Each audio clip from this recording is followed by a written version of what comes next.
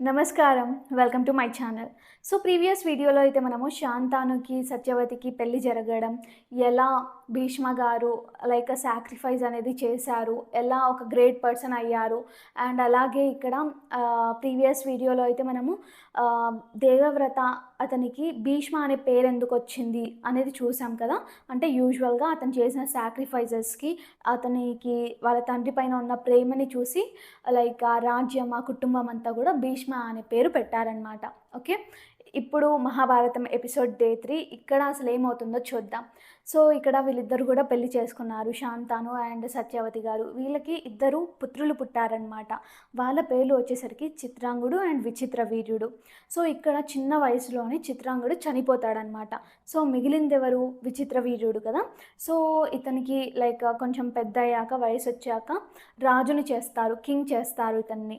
And దాని తర్వాత ఇతనికి పెళ్లి వయసు అనేది వస్తుంది.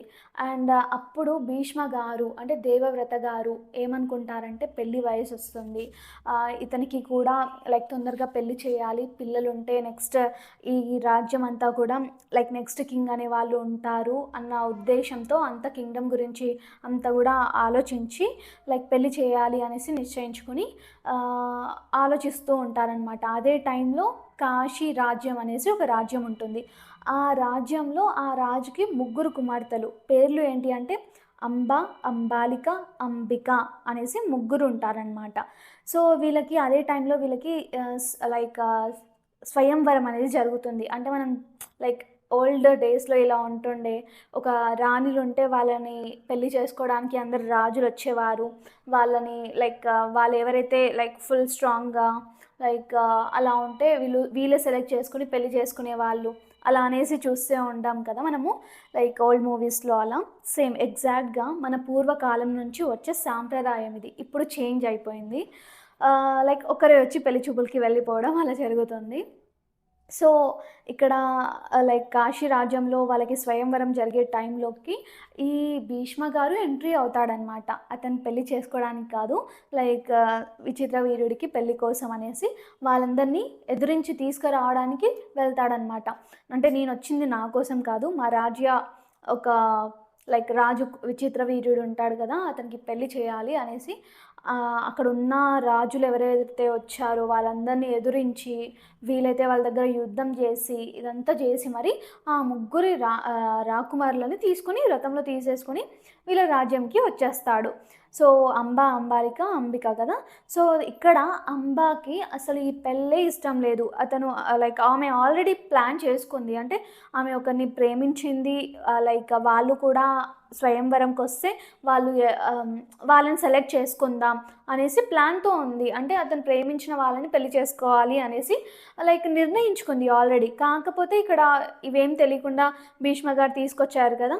ఇంక వచ్చిన తర్వాత "ఎందుకిలా చేసావు? నేనిలా చేశాను, ఇలా అనుకున్నాను నేను" అనేసి అనడంతో, "అయ్యో! నాకు తెలీదే. తెలిసుంటే నేను ఈ పని చేసేదాన్నే కాదు" అనేసి ఫీల్ అయిపోయి భీష్మ గారు అంబాని "మీరు తిరిగి వెళ్ళిపోవచ్చు మీ రాజ్యానికి. మీకు ఇష్టమున్న వాళ్ళనే పెళ్లి చేసుకోండి" అనేసి చెప్పి తిరిగి పంపించేస్తాడు.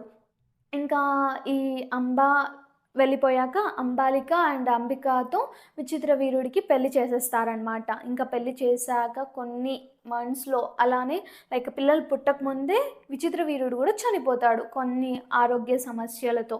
సో, అలా చనిపోయినప్పుడు వీళ్ళింకా అంబికకి, అంబాలికకి పిల్లలు పుట్టలేదు. ఇక్కడ ఒక సీన్ చూడండి ఎంత క్రిటికల్‌గా ఉంటుందో. సత్యవతి ఉంది. సత్యవతి హస్బెండ్ లేరు. ఓకే.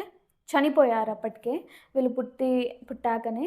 అండ్ ఇప్పుడు అంబాలిక, అంబికకి కూడా పిల్లలు లేరు. ఎందుకంటే వాళ్ళ భర్త కూడా పిల్లలు పుట్టకముందే చనిపోయాడు కాబట్టి.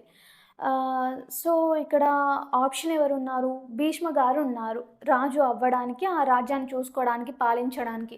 కాకపోతే అతనితో ఆల్రెడీ ప్రతిజ్ఞ తీసుకున్నారు. అంటే నువ్వు పెళ్లి చేసుకోకూడదు, కింగ్ అవ్వొద్దు అనేసి వాళ్ళ డ్యాడీకి ఆల్రెడీ మాట ఇచ్చేసాడు కాబట్టి అతను మాట అనేది ఏదేమైనా సరే దాటడు. సో, ఇలా ఉంటుందండి. ఇప్పుడు చాలా క్రిటికల్ సిట్యుయేషన్ అనేది ఆ రాజ్యంకి, ఈ భీష్మ గారికి మెయిన్‌గా సత్యవతి గారికి ఎదురవుతుంది. అసలు నెక్స్ట్ ఏమవుతుంది? కింగ్ ఎవరిని చేస్తారు? అసలు ఏమవుతుంది అనేది నెక్స్ట్ ఎపిసోడ్స్‌లో అయితే తెలుసుకుందాం. అండ్ బై ద వే మీకు ఇలాంటి మహాభారతం కానివ్వండి, Bhagavad Gita and by the way next IT courses కూడా నేను ఇక్కడ లాంచ్ చేయబోతున్నాను.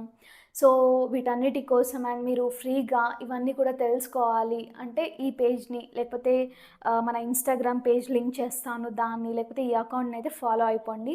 And thanks for watching this video. Stay tuned for further videos.